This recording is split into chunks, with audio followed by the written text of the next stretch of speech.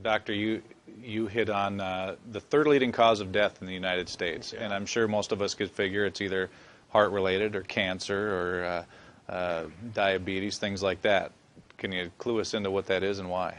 Yeah, okay, and thank you for asking that, because this is the 10,000-pound gorilla in the room that nobody's talking about. The third leading cause of death, as published in the Journal of the American Medical Association, is MD-directed treatments. This means you go to a medical doctor, an MD. He gives you a treatment and you die from it. According to the United States Department of Health and Human Services, 15,000 Medicare patients a month are killed by MD treatment, and nobody goes to jail. A handful of terrorists fly 2 planes into the Twin Towers. 3,500 people die, and we go to war. But 15,000 people a month are killed by medical doctor treatments, and we don't bat an eyelash.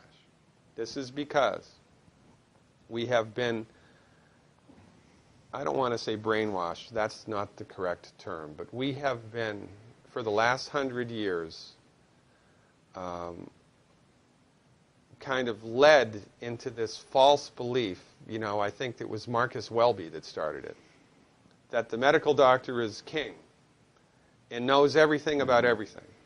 And really, you need to just shut up and follow your medical doctor's advice. Most people in the United States have no idea at all of the history of the evolution of medicine in the United States.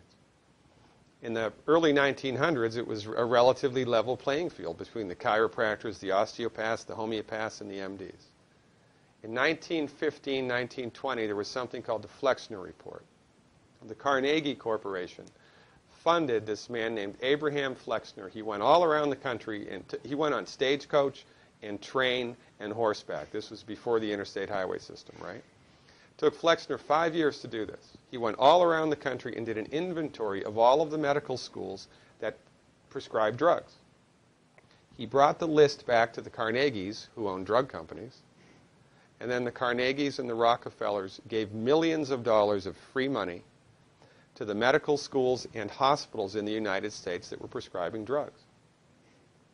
That was the beginning of the end. After the Flexner Report, there was no more level playing field in the United States.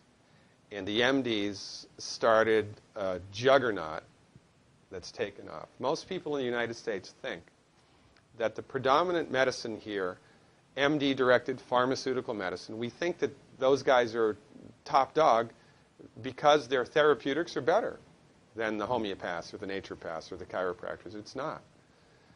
They're in the driver's seat because of political and financial coalitions that were built at the turn of the century that most people have no idea of at all. And it's a gigantic problem.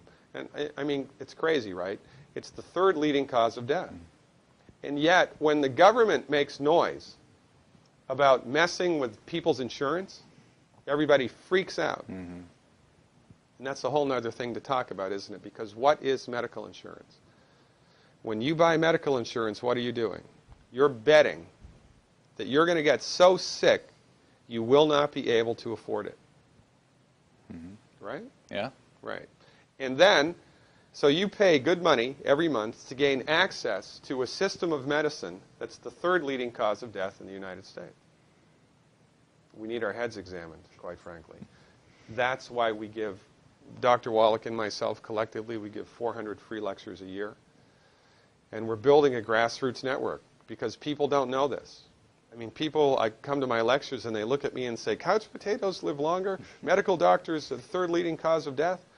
You know, what's going on here? We're like the people, you know, in Galileo's time saying, hey, everybody, you know, it's the sun that's at the center of the solar system, not the Earth.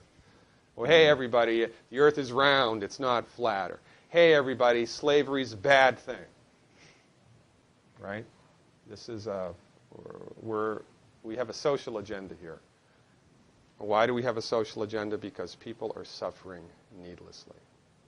You wouldn't believe, as God is my witness, you would not believe the things that I've seen people recover from in holistic medicine. The body's ability to fix itself is remarkable.